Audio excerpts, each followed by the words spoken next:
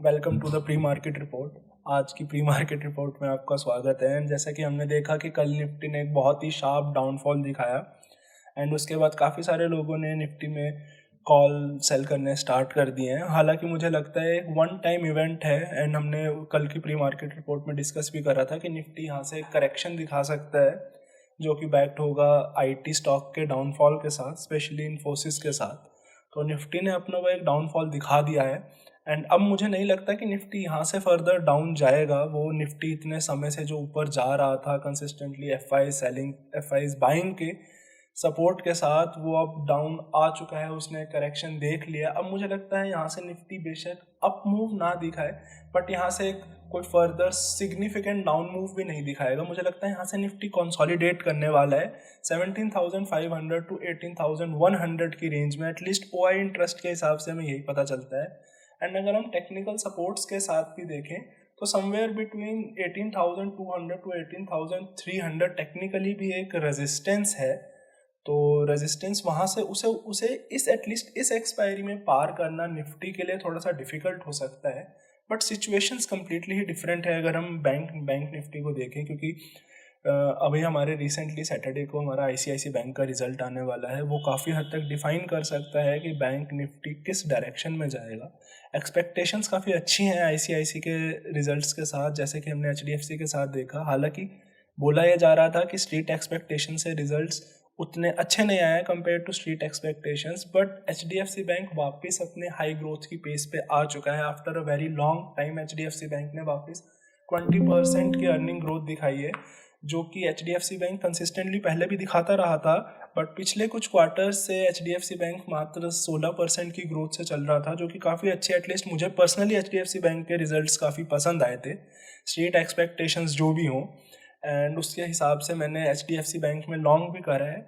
And जो banking sector में जो मेरा नेक्स्ट टारगेट है वो है कोटक महिंद्रा बैंक। कोटक महिंद्रा बैंक में ऑप्शन बाइंग स्ट्रेटेजी इंप्लीमेंट करने की सोच रहा हूँ, क्योंकि कोटक महिंद्रा बैंक के इस टाइम पे वॉलेटिलिटी बहुत कम है एंड ऑप्शन प्रीमियम्स काफ़ी कम है। तो मैं नेक्स्ट मंथ में ऑप्शन बाइंग कर रहा हूँ। ऑप्शन बाइंग में मैं एक डिफरेंट स्ट्रेटेजी यूज़ कर रहा हूँ जिसकी वजह से मेरे पास एक 9.5% का मार्जिन रहेगा। मीन्स 9.5% अप मूव तक मैं प्रॉफिट में रहूँगा। मेरा मैक्स प्रॉफिट अप्रॉक्सीमेटली 26% रह सकता है। एंड जो मेरा डाउनवर्ड साइड पे जो मेरा मैक्स लॉस रह सकता है वो 2.3% है। बट अपवर्ड साइड में अगर ये 9% 9.5% से ज़्यादा मूव करता है तो मेरा मैक्सिमम रिस्क अनलिमिटेड है यहाँ पे, क्योंकि ऊपर की तरफ मेरे पास कोई कवर्ड पुट नहीं है। इसमें मैं एक कॉल ऑप्शन बाय करने वाला हूँ at the money and far out of the money put option में सेल करने वाला हूँ। डबल द क्वांटिटी, मीन्स जितने मैंने कॉल ऑप्शन बाय कर रहे हैं उसकी डबल क्वांटिटी में पुट ऑप्शन सेल करने वाला हूँ। तो अगर वॉलेटिलिटी बढ़ती है तो भी मेरा फ़ायदा है, एंड अगर at the end theta decay के कारण भी मुझे इसमें स्लाइटली प्रीमियम्स मिलते रहेंगे। तो अगर अब हम थोड़ा ग्लोबल मार्केट्स की तरफ देखें तो हम देख पा रहे हैं कि ग्लोबल मार्केट्स में यूएस ने कल अच्छा परफॉर्म करा। यूएस के स्टॉक्स कल मार्जिनली हाई थे। इसका main reason most of the time ये है कि वहाँ के लोग अर्निंग एक्सपेक्टेशंस काफ़ी हाई हो रखी हैं। High in the sense not that कि वो बहुत ज़्यादा अच्छा रिजल्ट एक्सपेक्ट करें, जस्ट कि यूएस में नेगेटिविटी इतने टाइम से इतनी ज़्यादा चल रही थी कि लोगों को अब लगने लगा है कि शायद जितना हम पेसिमिस्टिक हो रहे थे, जितना हम निराशावादी हो रहे थे, उतने ख़राब रिजल्ट्स नहीं आएंगे। खासकर जेपी मॉर्गन के रिजल्ट्स ने वहाँ के बैंकिंग सेक्टर को भी काफ़ी एक उम्मीद दी है कि शायद से बैंकिंग भी वहाँ पे अच्छा कर सकते हैं, जिसके इफेक्ट्स हम इंडियन बैंकिंग स्टॉक्स में भी देख पा रहे हैं कि वापस एफआईआईज ने बाइंग स्टार्ट कर दी है। तो उसके कारण लोग काफ़ी उम्मीद के साथ हैं। तो वहाँ के अर्निंग्स एंड कंपैरेटिवली जा भी ठीक रहे हैं। लोगों के अंदर रिसेशनरी फियर्स कम हो रहे हैं, वहाँ के इन्फ्लेशन डाउन आ रहे हैं, तो जिसकी वजह से एक थोड़ा सा बेसिकली पॉजिटिविटी देखी जा रही है वहाँ के मार्केट्स के अंदर। और अगर अब हम इंडिया के बारे में बात करें तो कल हमने देखा कि after a very long time FIS ने वापस सेल करा है। 533 करोड़ की सेलिंग आई है एफआईएस द्वारा। बट हमें इस पर बहुत ज़्यादा फोकस करने की ज़रूरत नहीं है। सबसे पहले क्योंकि ये नंबर बहुत छोटा है एंड इतने दिनों की बाइंग के बाद एक आधे दिनों की सेलिंग हो सकती है। इसका मतलब ये नहीं है कि एफआईएस अपना ट्रेंड चेंज करने वाले हैं, अब से वो सेल करेंगे।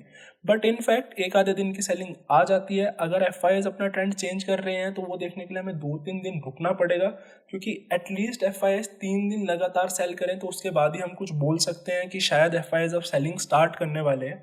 अगर ऐसा होता है तो मेरी कोटक महिंद्रा बैंक और एचडीएफसी कि जो ट्रेड्स हैं, खासकर कोटक महिंद्रा बैंक की ट्रेड जो मैं लेने की सोच रहा हूँ, काफ़ी नेगेटिव वे में इफेक्ट हो सकती है, बिकॉज इन स्टॉक्स में FIIs की होल्डिंग बहुत ज़्यादा है। तो अगर FIIs इन स्टॉक्स को सपोर्ट नहीं करेंगे तो इनका ऊपर जाना बहुत ही डिफिकल्ट हो जाता है।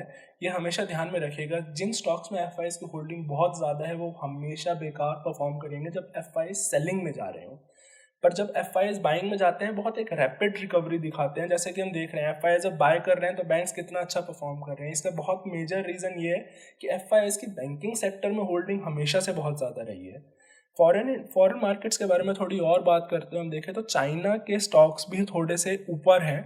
तो यहाँ से एशिया की तरफ से भी हमें सपोर्ट मिल रहा है एंड हमें US की तरफ से भी सपोर्ट मिल रहा है, जिसके कारण आज मार्केट हो सकता है थोड़ा सा पॉजिटिव नोट पे चले। हालांकि SGX निफ्टी हमारी जहाँ हमारी कल की क्लोजिंग थी उसके पास की ही हमारी ओपनिंग दिखा रहा है, तो वहाँ से हमें कुछ बहुत ज़्यादा हिंट है नहीं कि हमारा आज की ओपनिंग कहाँ होगी। हाँ, हालांकि SGX निफ्टी बहुत बार गलत भी हो जाता है क्योंकि SGX निफ्टी सिर्फ फॉरेन क्लूज के ऊपर चलता है, जैसा फॉरेन इन्वेस्टर सोच रहे हैं। मेनली SGX निफ्टी कैसे परफॉर्म करेगा वहाँ पे, क्योंकि SGX निफ्टी सिंगापुर में ट्रेड होता है, तो उसका main reason basically foreign institutional investors की ही सोच रहती है। तो बस आज के लिए यही था। आज का दिन एक बहुत ही नॉन इवेंट रहने वाला है। अगर आप मैं हो सकता है, क्योंकि आज के दिन में मैं ज़्यादा वॉलेटिलिटी एक्सपेक्ट नहीं करता, मैं इंट्राडे में ऑप्शन सेलिंग की तरफ भी देखूं, बट आज के दिन में आज और कुछ ऐसा खास नहीं होने वाला। मुझे लगता है आज निफ्टी कंसोलिडेट ही करेगा। बैंकिंग स्टॉक्स अच्छा कर सकते हैं, 43,000 का टारगेट अचीव कर सकते हैं इसी एक्सपायरी में। बैंक निफ्टी स्पेशली, क्योंकि जैसा हमने कल बात करा था कि एक फिनोमिना होता है जिसमें कभी कभार far out of the money put option sell होने लग जाते हैं, एंड उसमें हमने देखा गया है कि जनरली 80% ऑफ द टाइम वो उस एक्सपायरी में अपना टारगेट अचीव कर लेता है। आई डोंट नो हाउ वे ऐसा करते हैं या कौन जने हैं जो पुट ऑप्शन सेल कर रहे हैं, हमें वो जानने की ज़रूरत नहीं है, हम उसके थ्रू अपनी ट्रेडिंग स्ट्रेटेजी ज़रूर बना सकते हैं। सो आई होप आपकी आज की ट्रेडिंग अच्छी रहे एंड हैप्पी ट्रेडिंग।